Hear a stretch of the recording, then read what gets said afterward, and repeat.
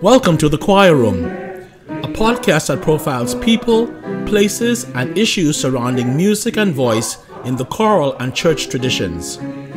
You should stay tuned because you're sure to hear something you didn't know, hear from people you thought you knew, and think about the issues that makes making music a worthwhile effort. So, meet me in The Choir Room. I'm your host, Adrian Archer.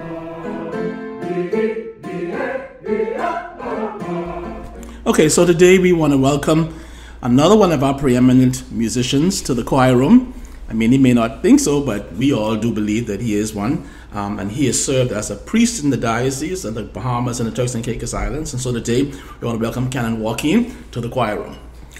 Indeed, it's great to be here. And I know this is not your thing. No, not at all. So I do appreciate the effort that you made. As much times I call you to actually do this.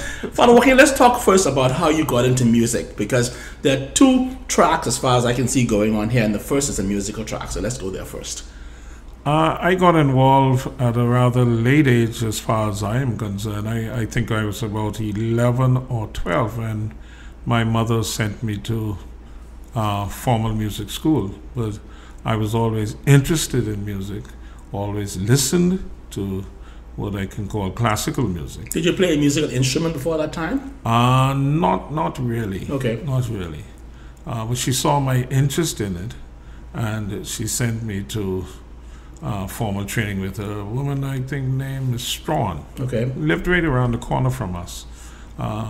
But that was around 11 or 12, which I think was a little late for musical training. Okay. And was it the same for your siblings, all the same? Or? My sister went with me. Okay. But my brother had his formal training was really with my one of my cousins who taught him the solfege.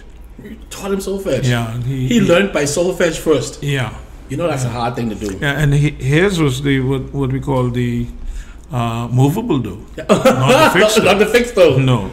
He Good learned God. it. And I was always interested in it, and I think my mother realized that. But at that time, she felt, well, the crazy boy. He wouldn't learn any of that at all. Anyway, and so just for a second, do you know if Sonny still uses that? Yeah. I'm sure he does. Oh yeah. Movable do, fixed do is hard. Movable do is even worse. Yeah. When I was in university and we used to do solfege, it used to freak me out because it's okay to sing them in intervals, but when you have to use those half steps, things get very, very scary. Yeah, and then movable do is even worse. Yeah. Anyway, so as you were saying. Yeah, and from there, it came that I started. My mother had one of those organs that you had to use, foot pedal from Yamaha, and I played hymns and whatnot on that. My brother was the organist at Montmoriah, and when he left for London, they needed an organist. A young Southern Baptist lady who played the piano, she didn't want to fool with the organ, so she said, "Look, I know that you can play," and so she picked me up every Thursday. And we would go down and practice the hymns. Well, she left a few months after that, and then I played for at least about 2 or 3 years before I left for university. At Mount Moriah? Yeah. Really? Mm-hmm. Okay. And so one had to play for not just the Sunday service, everything else. You played for all the prayer meetings and all the other things as well. But it was enjoyable. But you were Anglican always? No. I was Baptist. Okay. I was at Montmoriah, and when I went off to school, the church that was there was the St. Francis Episcopal Church. Where did you go? Yeah, where did you go to school? Prairie A&M. Okay. Yeah.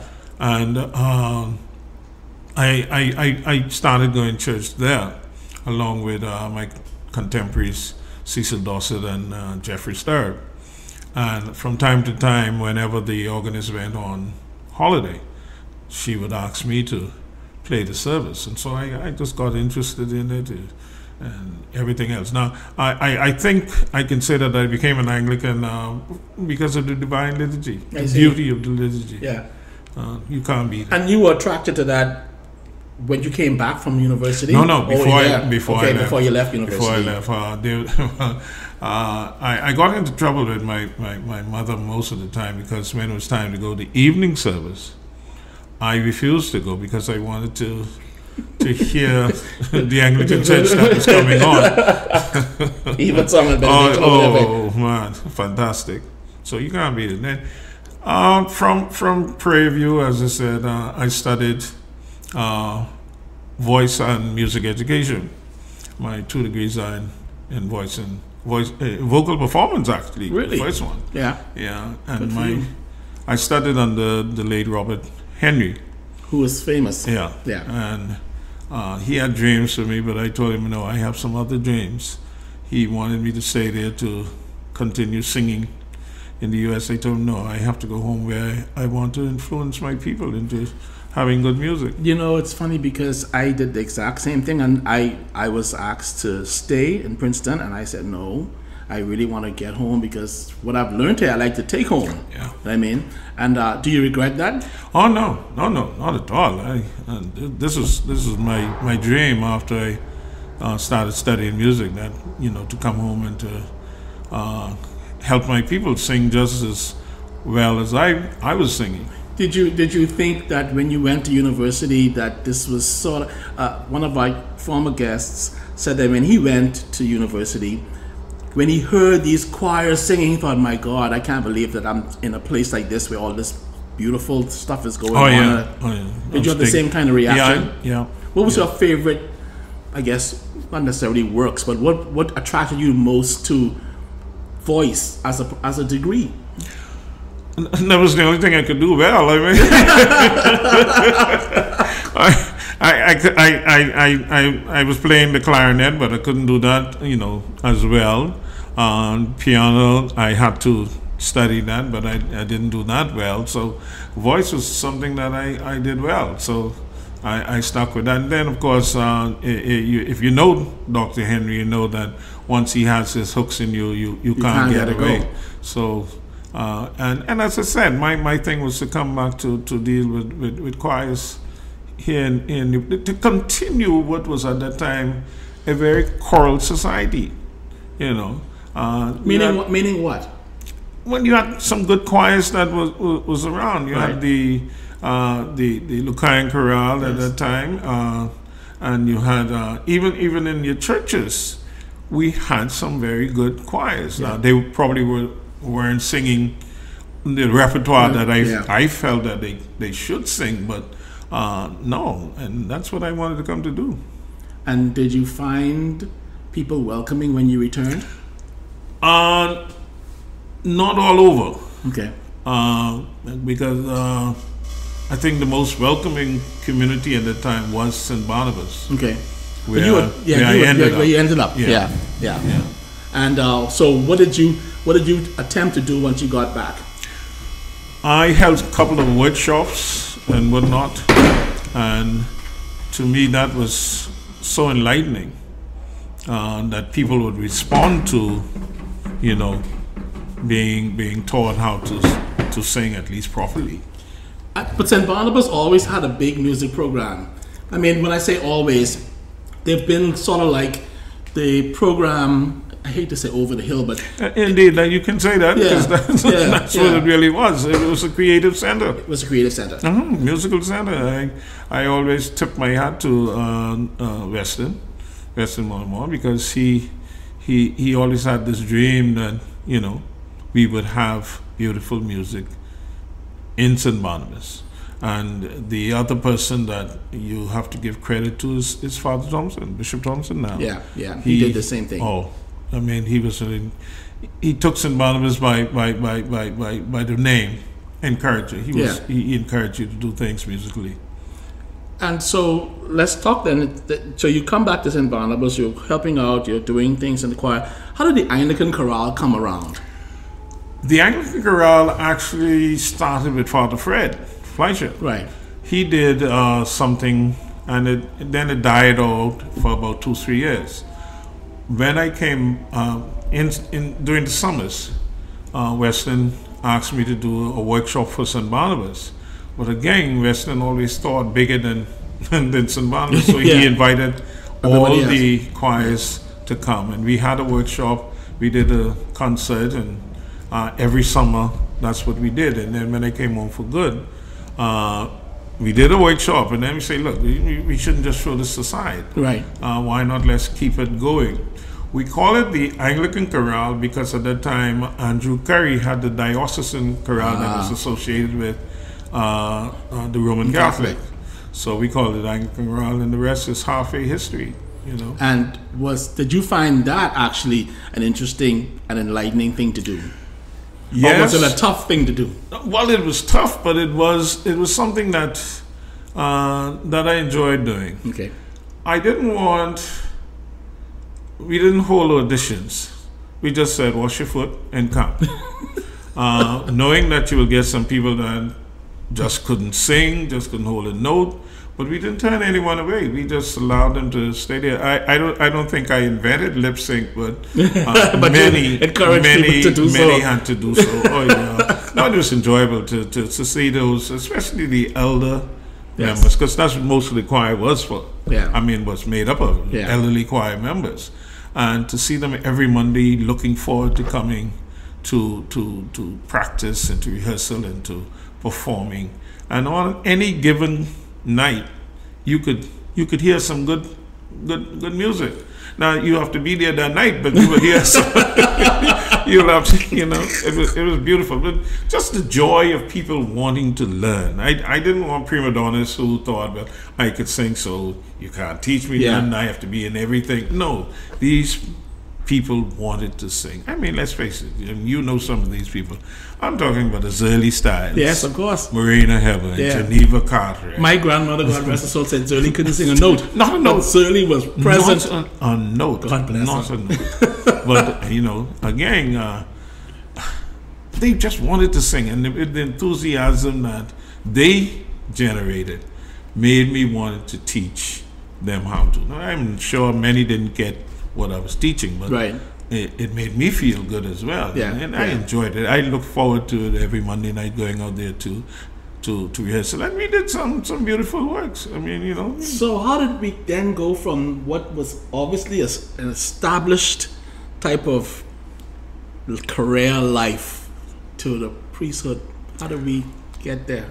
I always knew that there was a call on my life, but I thought it was just to be in the music department of a church. But all of my siblings are active in church, but there was no getting around that. You had to go. You had to be a part of the church. Right. And I thought music was going to be that call that God had on my life, and especially after what I call the miracle of me going off to study, because my parents couldn't afford it, but I got caught up in that Prairie View A&M program, and that was a miracle in itself. There 50 of us, only supposed to I think be 25 of us to go, and 50 of us showed up and they didn't send none of us home. Right. So I felt, I said, oh yeah, God, you really have your stamp on this. This is what you want me to do. But when I came home,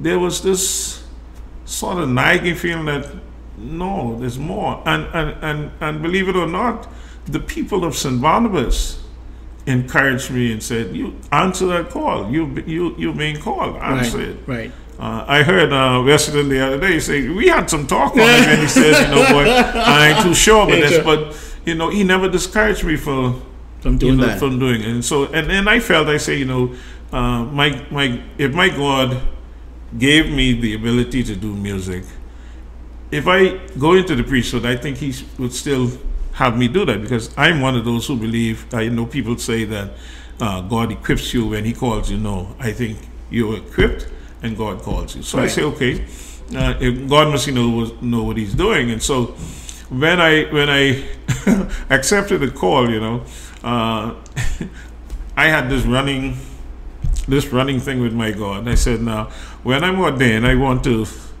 be sent to a church where I had a good, and I emphasize good choir. So, but God has a funny sense of humor. My first assignment was to All Saints. It had a choir, But you can't use the term. Good. Okay, so I said, no problem. And then, of course, I came to St. George's, which had a good choir. But they also had a good conductor. So I said to myself, no, I ain't gonna fool with this, because, I know what it means to be in charge and to you develop. And that was my thing. I said, boy, Adrian can develop. I can't go there and talk foolishness. So I got fired for that, man. I got fired for that. But all of that was, God was working his purpose out of Enter Andrews. They had no choir. Right. But I taught music while I was in Andrews. So music was still going along. When I came back, I stopped at St. George's again, but then I went to St. Anne's. And so at that time, they had a boys' choir. Well, I don't know if we could call it a choir. It really was the serving choir that sang. Right. And so I said to myself, okay, God, you get a keen sense of humor. I said, well, I give up. I don't think you can send me anywhere without a good choir. And your auntie, Florinda Clark, she had the mixed choir going that was just mixed, and she said to me, you got to come do something with us. And Florinda never invited you or begged you. She told you. So you have to come do something. And so when I stopped by them that night, I said, well, God, this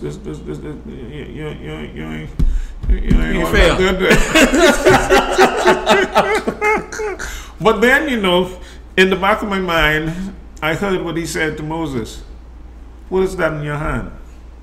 I said, well, gee, a choir. And so we started working together, again, the enthusiasm of the people, not just the choir, but the church. They were interested in the choir doing things. And, it turned out to be that, yes, we only had a two-part, ST, SB sometimes, but they did well. And I told people how we used to have concerts, at least 3 concerts a year. With that group, along with our responsibility for the worship service, because that was important to me. I always told them that the anthem is the gravy. You ain't here just to sing an anthem. Yes, I don't know why people think that. They think that you sing the anthem and you go congregation in worship. And they bought into it, and the congregation bought into it. And whenever we went to the family anchors, that was part of my mandate as well from the Anglican chorale time. You go to the family and to bring people into here, and that you could hear good music no matter where you are. And so one time, I forget who was my assistant curator at that time, but he had no one in church because the whole church went with us. We went down the trip, and that was it. We went down to Cat Island, and half of the church was with us. We had to charter two flights. We've gone way past where I wanted to do, because I wanted to come back to the point that I told you this before, that ordination service of yours.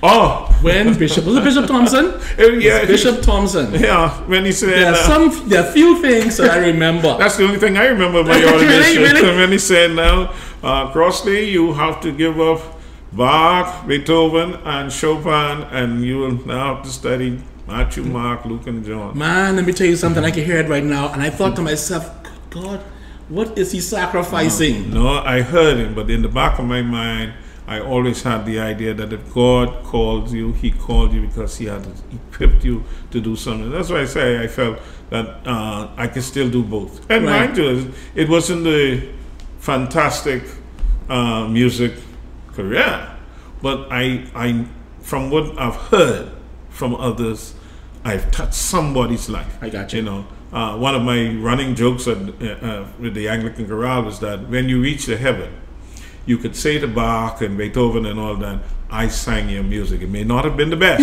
but I sang your music. I got you. Because I felt you should. Why? Because you are, in a small church that you cannot sing the repertoire like you are in the cathedral. I understand. And so when I meet people who sang with me, they thank me, and so I felt, God still used me. I enjoyed it.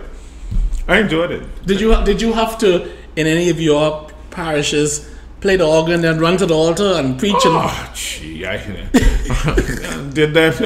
The only time, the last time I did that was at St. Matthew. I did it then, because the show must go on. The show must go on. How does that? What do you? I mean, I think that Reverend Allison had the same conversation with me. That sometimes you say, okay, really have to have an organ, and then you figure out how the rest of the liturgy is going to work with you, sort of moving back and forth. Yeah, that's no problem. At the offertory, you have to go up there to Sensi also. Right. That one would be a cappella, communion would be a cappella, but the minute you say go in peace to love and serve the Lord, you go upstairs. It's not the ideal, but situation, but you've done it. Yeah, and people have appreciated because, they come to have a full service. Well, in Andrews, I did the organ, I was the celebrant, and I also was the server. Terrible. They went on strike. My service went on strike for something I said to them, and so they didn't show up. They didn't show up this Sunday, and I showed them that it was a privilege to serve God. Always a privilege to serve God. The next Sunday, they just said, "My father, it ain't too good." So we back again. The state of the music in our diocese now, what would you say? It is wanting badly. One, we have a problem that we don't have organists to man organs. Yeah. So we find a lot of organists now running from church to church to fit in. My thing with that is I think we have to take some risks. We must invest. It means you will now have to put some money aside to help train some young people. Now, we have a lot of children who play piano. Yes, that's true. But somehow we can't get them the translation to go into the organ and to be a part of the service. I don't know what we can do. It's something we need to look at and brainstorm, but I think we need to invest. And do you think that's something that should be diocesan led, driven, like from one of the things that I lament so very much, only because I sit on the provincial liturgy and music commission, but the diocese doesn't have one. No. Should the diocese have one? We were asking for one long time. Because how do you coordinate all these things that need to be done? I mean, I know that the altar, Mr. Moller talked about the Organist Guild. Yeah, that was going good for a long time. We tried to do some things like that when I was a part of it, and so we probably need to look at that again. But also, I think we need to look at music from a diocesan. At least give it a diocesan stamp. Yeah, so that people, when you stand up and talk, they will know that there's some authority behind what you're saying. You're not just for your own good. No, and I think that was lacking.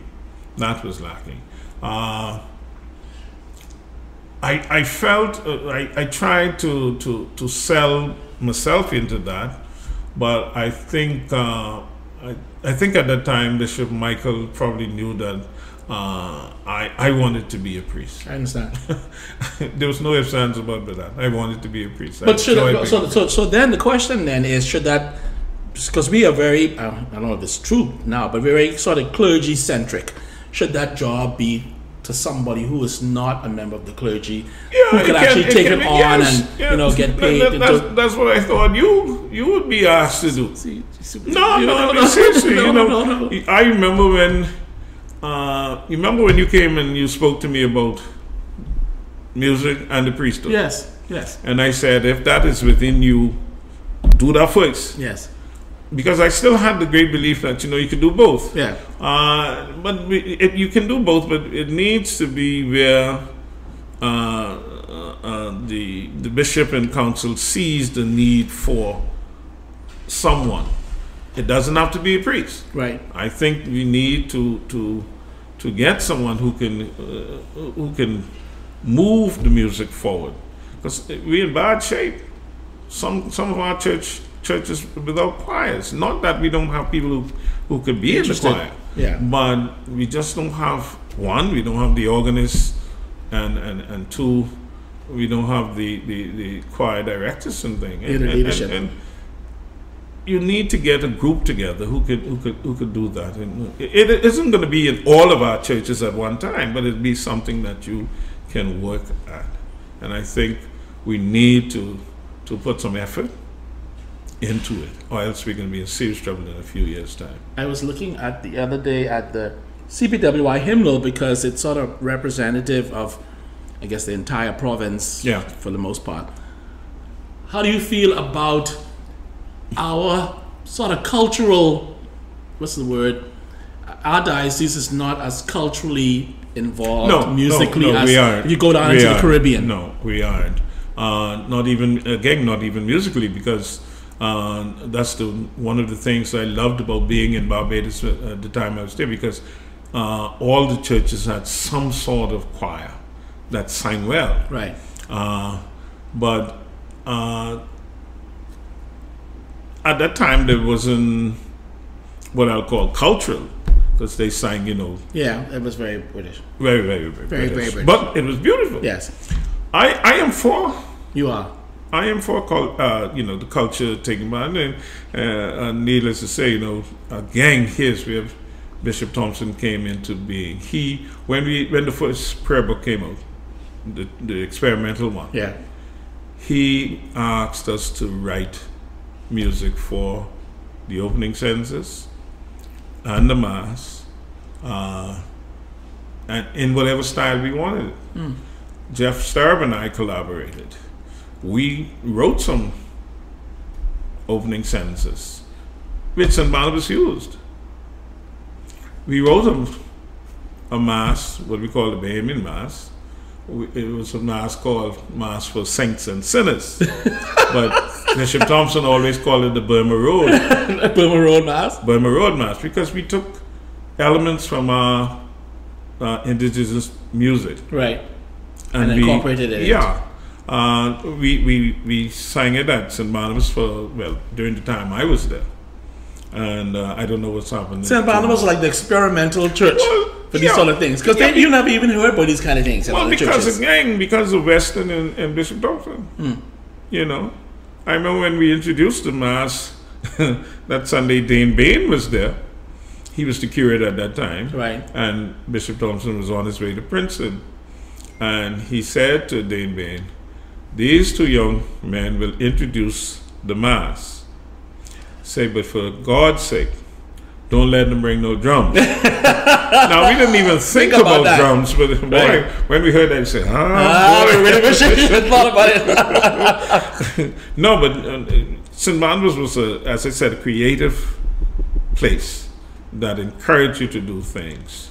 And it's sort of halfway sad that we didn't really continue it, because we had a setting for even song. Yes.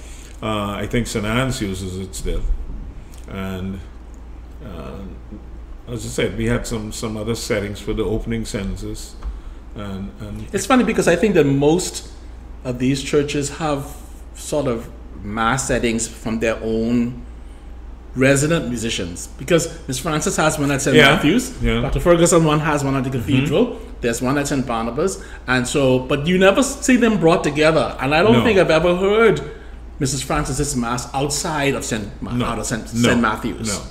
No. So there really is a need to have. Strange enough, St. Agnes Percy Hannah, the late Percy Hannah, had a Mass, but they never used it. I found it. It's funny. It's right here in the cathedral choir room, because I was looking through some stuff. Yeah, and I came across and I thought, I never knew he had a Mass. No. In fact, Rosie didn't know herself. No. I had to send her pictures of it. Yeah. But they never used it at St. Agnes. No, they never used it.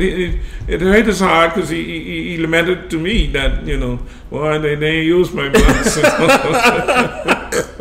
No, but it's something, I think, and this is where the liturgical commission or thinking can get together. I think we are part of what is happening with Reverend Allison. Yes. That too can be a catalyst to get our people into their music. Do you think our people are even interested, or it's just that they? It's going to be a hard sell. It's going to be a hard sell.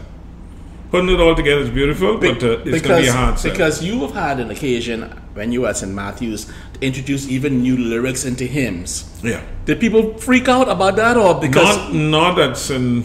Matthew and not at St. Anne's, where I'm at now at Holy Spirit? Yes. Yeah, they don't like it. Well, some don't like it.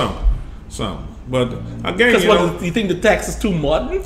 If you don't sing thee on thy, they get crazy? Think I'm not sure what's the problem at Holy Spirit, but at St. Anne's they look forward to that. Right.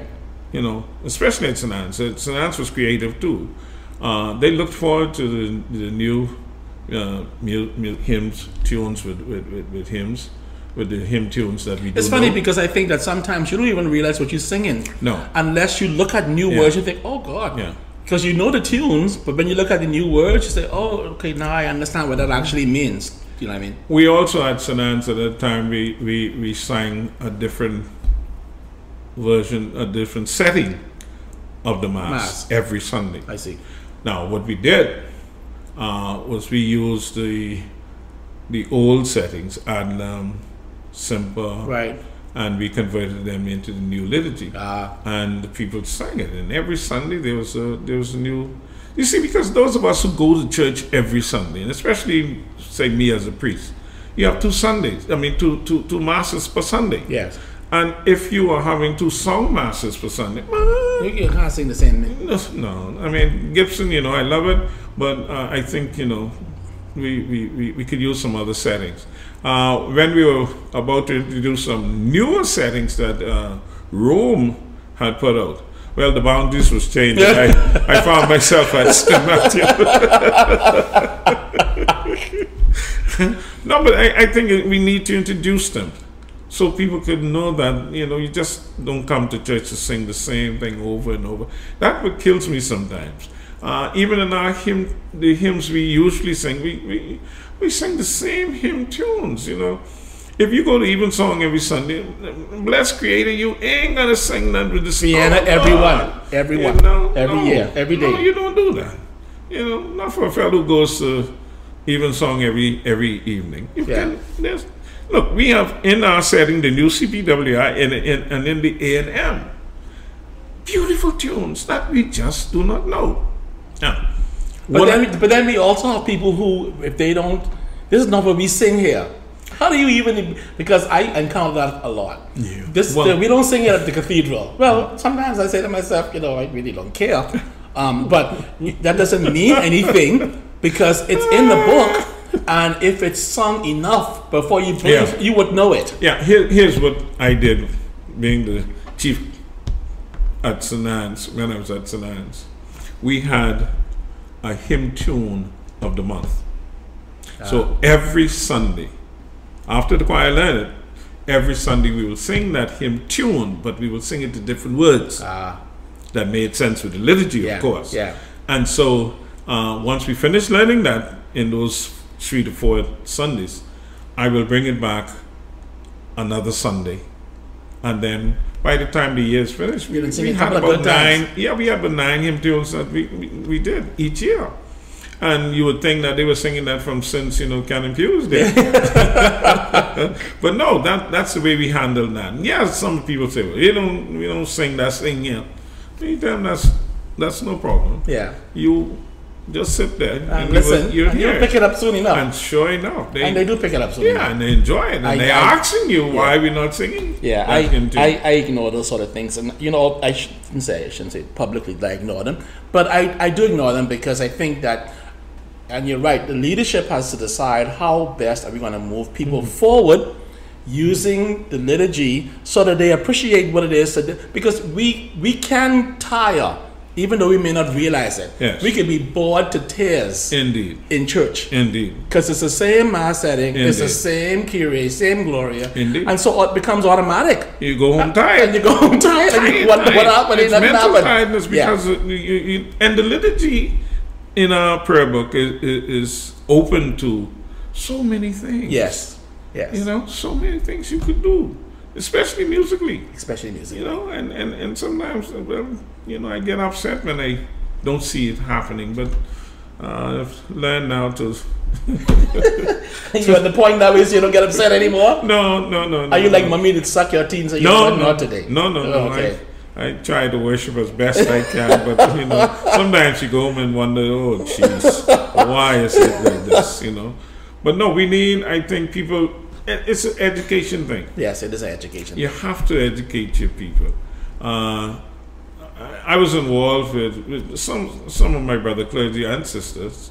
They had asked when I was active, asked me to come down just to speak with the congregation and to, you know, carry them through some new hymns and whatnot. And to me, it went well. I mean, you know, maybe that's what we need to do. Yeah, perhaps. But, and you're right. I think we really seriously have to think about a diocesan-led something. Yes. Because it's not going to happen otherwise. Yes. It'll happen in some churches where people are more intent on teaching different things to their congregation, and then in some, it won't happen at all. Well, again, because sometimes you don't have the I mean, I don't know what word to use, but you only can do within your experience. But you can come out of that experience. Right. Because you can ask others to come in. I couldn't play all the music we sang. I couldn't play the accompaniment for all the music we sang. Right. So you had to ask various people to come in to accompany you. Right. And that's what you have to be brave enough to do that. Yeah. But if you're not, you just mark time. And I still have a hope that we catch the spirit of music in our churches. But you know, Adrian, it's not just in our churches, you know. It's a national problem too. You're probably right. It's a national problem. I don't know what caused it, but it is. I remember growing up in high school where we had a fantastic choir of young people singing 4 parts. Singing 4 parts. The first time I heard Mendelssohn's There Shall a Star, I was in public school. Really? Wow. I was in public school. We sang that at the cathedral for you remember when they used to have the Christmas Carol Festival? Yes, that's right. Yeah, that's what we sang. And then, you know, the following year, Mickey St. George said, you know, boy, if I be high, could come out with There Shall Star, man. She came out with something even bigger than Andrew Curry down over there. Behind his creation, etc. I miss that. I miss that because we've lowered our standard nationally. We've lowered our standard as to what can happen, and the same thing happening in the church. We've lowered our standard. I grew up in Zion with George Bethel. Yeah, it was Broadman hymnal, the anthems in the Broadman hymnal, but 4-part choir singing. Came in to St. Barnabas and we were singing 4-part, so you know I felt at home. Yeah. So we can do the same thing in our churches, and you don't need 4 parts. No. As I said, I had a 2-part. Find anything for 2 parts or 3 parts or whatever, and sound just as beautiful. Just a soul, not solo voice, but the unison voice. Yes. Why can't we do that? It's funny because I think that we're not teaching people to do that. When I say that, I mean at a level where students are studying music education, that is, students coming out of the University of the Bahamas and other places, that's not in the curriculum.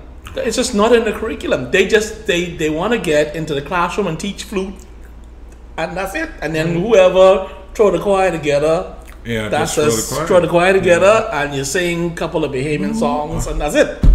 I adjudicate the National Arts Festival, and I'll tell you, there may be, if I remember, maybe three of the entire Commonwealth of the Bahamas, 3 schools that offered anything near classical choral singing. 3. Oh boy. Now, some of the soloists, because the kids probably are helped along by their parents, or maybe some teachers recognize that they actually can sing things like Ave Maria, but they'll sing the gospel to the ground. Yeah, I know.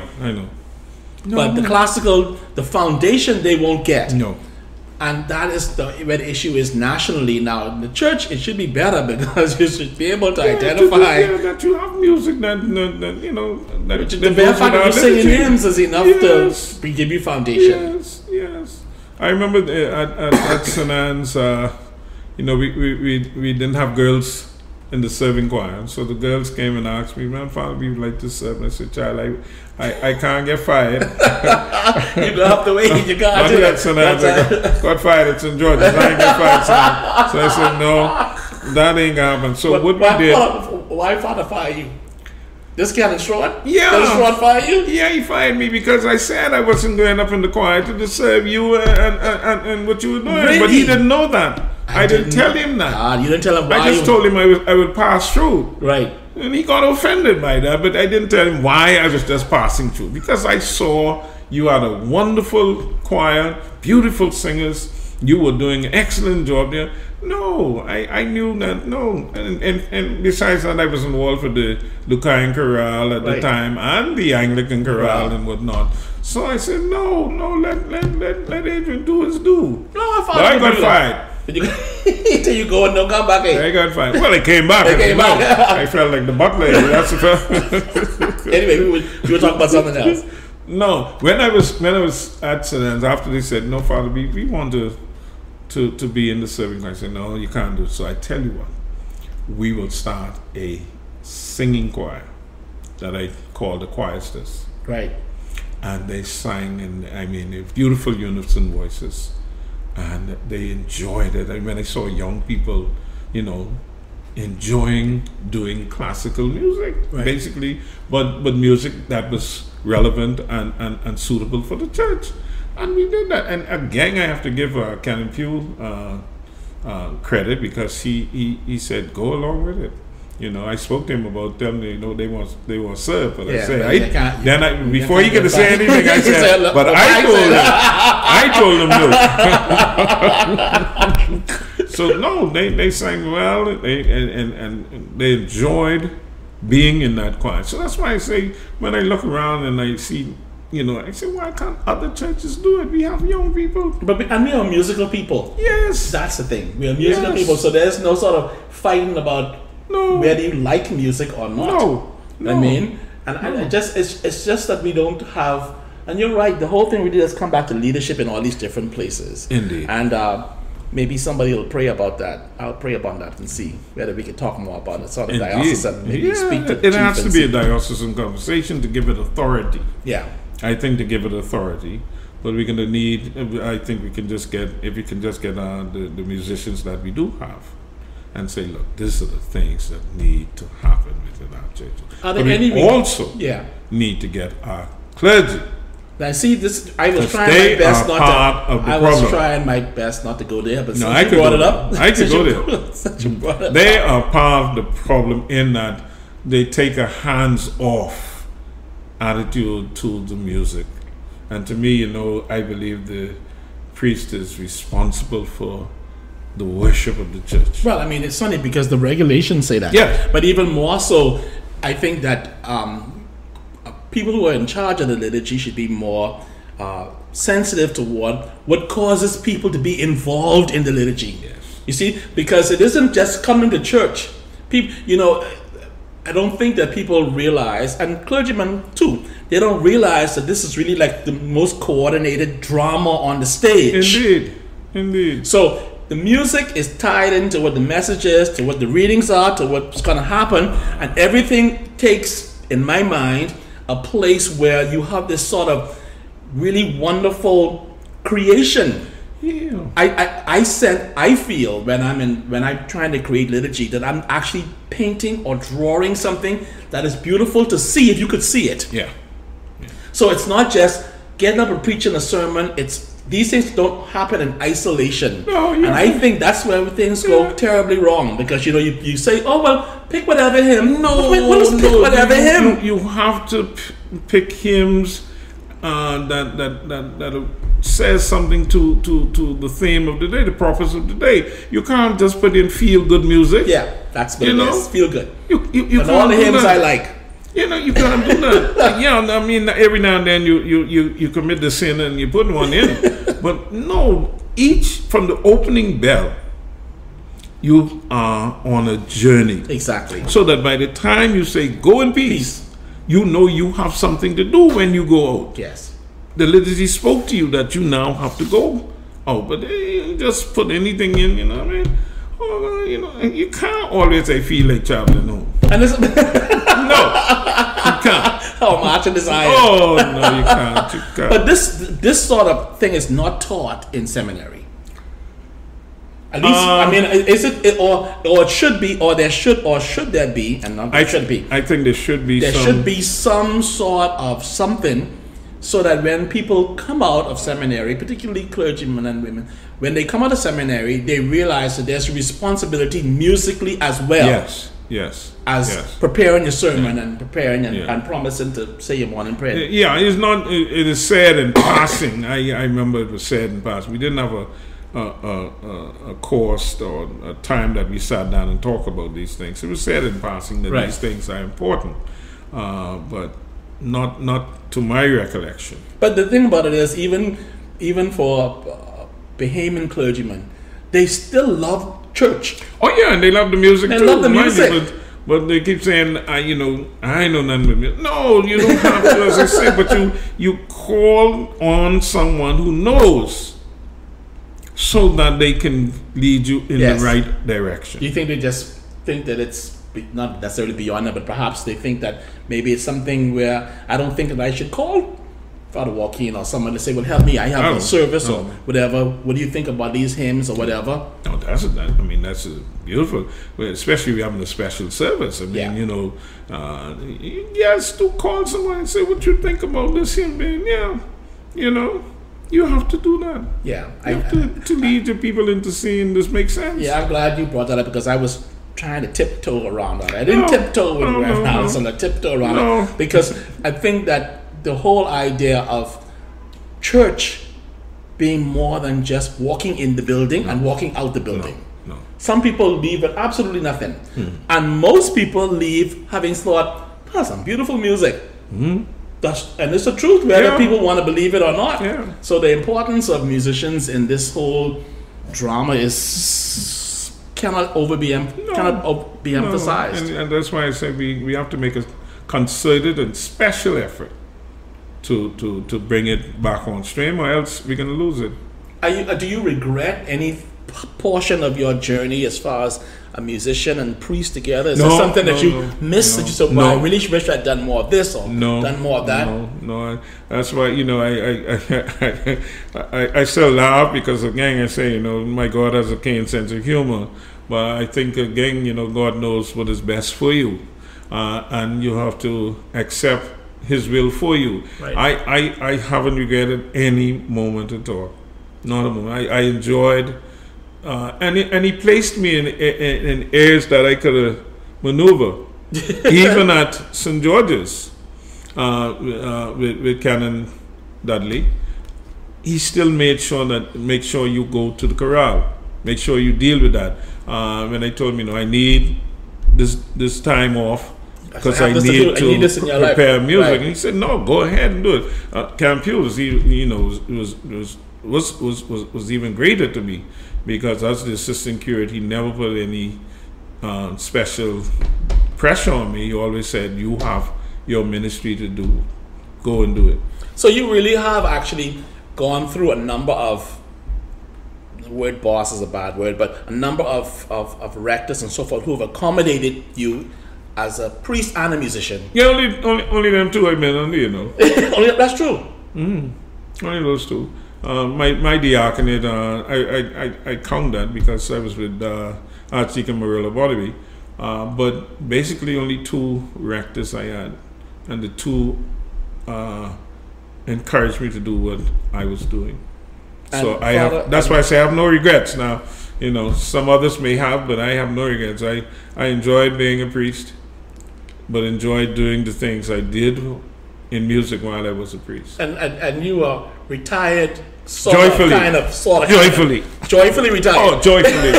joyfully. How could you joyfully retire? Some people don't retire. Oh, no. But you're not one of them. No. I always knew that at the time of my retirement, in fact, those who knew me from high school knew that my prayer was that once I reached the age of retirement to retire, because I always tell them, birds don't pray for pretty feathers, they pray for long life. And so that was my little prayer, politically correct prayer. I didn't say to Almighty God that I want to live to be 65. I just said I would like to live long enough to retire.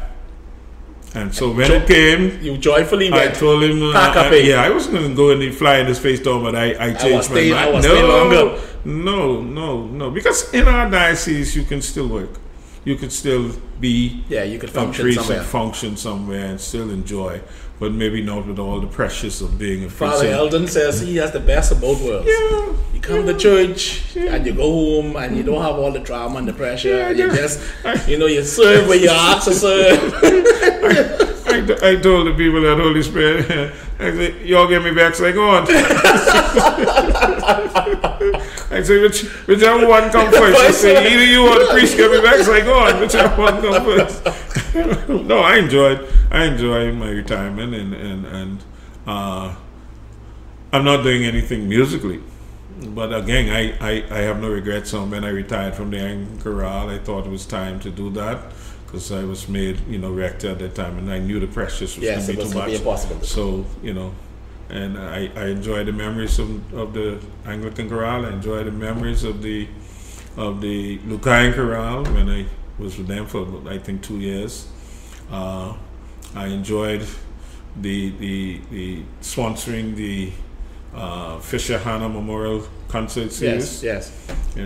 For two of our very long Charles Fisher and Percy Hannah, and again, here was where I felt, boy, the average church goer would not go to hear a piano player or one of those other musical people at the Dundas when the Music Society. So I said, why not have it in our own churches? Absolutely.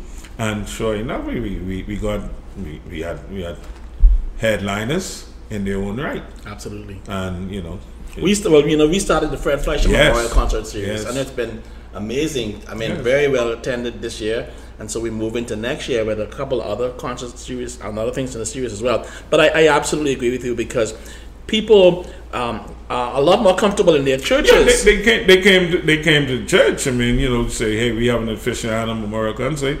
They came, and only a few times we charged. Yeah. And at that time, 20-some years ago, you charge a little $5 to come in and just to offset your printing costs or something like that. But otherwise than that, we raised the money with our commemorative booklet.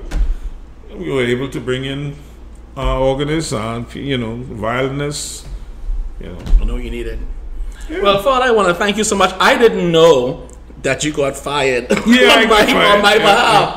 My God, I think I gave you a couple of dollars. I can't believe my cousin fired you like that. Just like that. That is the funniest thing. He pumped that foot. I used to pump that foot. He pumped that foot and he asked me, have you seen your bishop? I said, what for? Have you seen your bishop? Yeah. I said, what for? He said, go and see your bishop.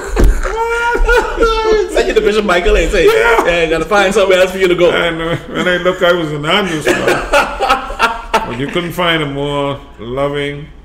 You mean strong? Yeah. Oh yeah. I'll tell you a story. When my son born, I was in Andrews, and I got a call. Dudley said, be on the plane tomorrow, because I'm coming in. Right. I'm going to spend 2 weeks here, and you'll be here. So I said, well, I make no plans. He said, no, I'm not asking you.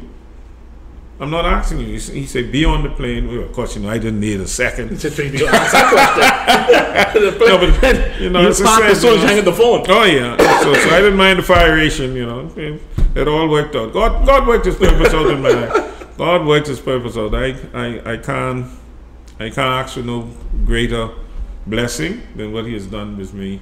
And both musically, I feel satisfied what I did, and as a priest, I feel satisfied. Well, I know that you've not had, and you're probably not the kind of person that wants to hear that you were influenced so many persons, including myself, musically. And it's funny because even though you knew I was on the track to the priesthood, and that went awry for a number of reasons, but when I look at people like you, and I look at the fact that you were maintaining both of them, that it is possible to do.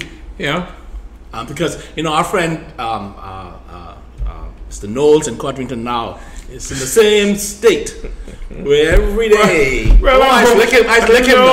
I'm hoping that in this day and age, in this enlightened age, that they will use him in a different way. He still has to go through some of the thing. I mean, I have no problem with that. But my thing was that I knew why it was being you need priests at the altars, eh? Yes. So I knew that. Yes, of course. But I said to myself, my God called me. And so I got to go. My God called me as a music person, and he called me as a priest. I say, now he can find out and he can deal with how he can work that out. And as I said, both of my lives have been satisfactory. I can't complain. It's been a blessing. Thank you very much for joining me in the choir room. I really appreciate it. It's my pleasure. My pleasure. Thank you for joining me for this edition of the Choir Room. Please feel free to leave any comments or questions on the social media platform in which you have listened to the show, or contact me at thechoirroom242@gmail.com, or on my Facebook page, or on our Sacred Sounds Facebook page. Peace, and sing on.